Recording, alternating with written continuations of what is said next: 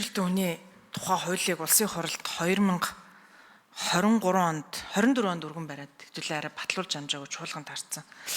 Одоо ингээ 25 оны энэ хавар хэрвэл та нар өргөн бариад батлуулж амжихгүй бол 26 оны төсөвт суухгүй. Үнэтэй холбоотой төсөв санхүүжилт. Тэгээ одоо яагаад ингээд удаад бариад суугаад байгаа би юус ойлгохгүй байна. Энэ хүмүүс чинь болохоор хөгжлийн бэрхшээлтэй 110 мянган ч хүмүүс чинь нэг өдөр хоногоор хүлээж байгаа шүү дээ. Үнэтэй холбоотой зохицуултын сайжирсан төсөв санхүү нэмэгдээсэ гэдэг ингээд хүлээгээд байдаг. Яг одоо улсын хурлд өргөн өмнөх одоо парламентд өргөн бариад 1 жил болж байна. Тэгээ энэ хоёрын хооронд үнэхээр их тийм сайжруулах нь та бүхэн өөрснөө хийх гэж байгаа мó?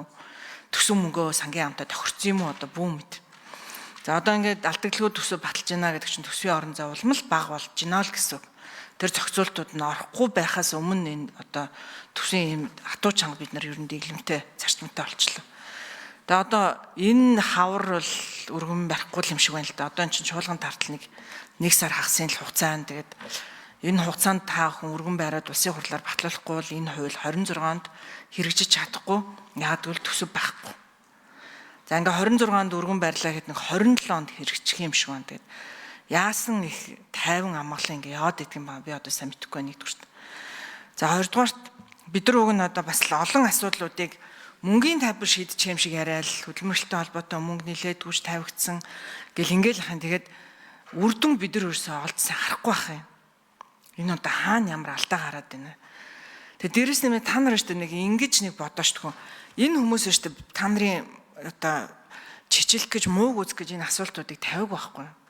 Хаана ямар юм дээр чинь дэмжиж болох уу гэдэг ингээд асуух гээд хаад нэг асуусан нөгөөх нь хариулсан болол тэгэл өнгөрч юм.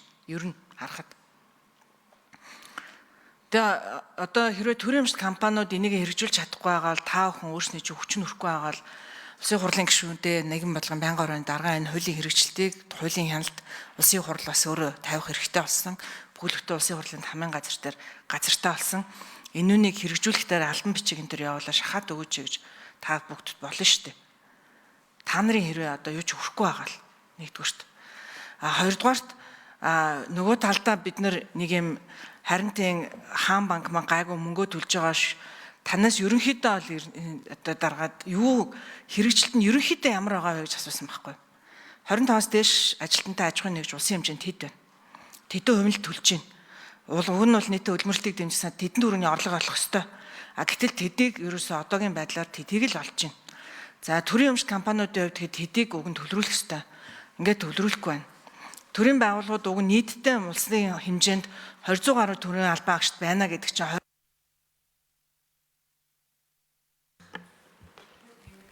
за нэмэлт минутын өгнө.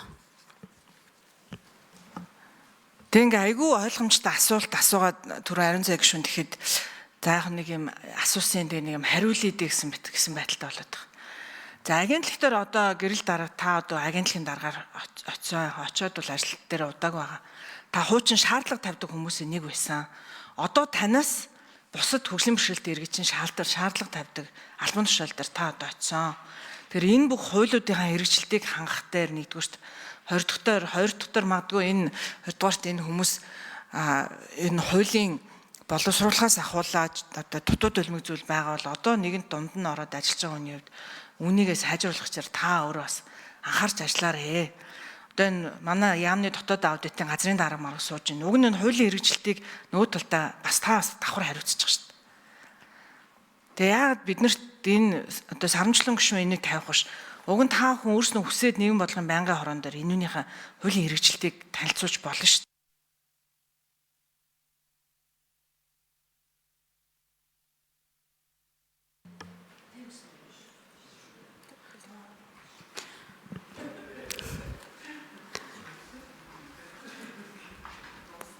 За асуулт асууж дуслаа.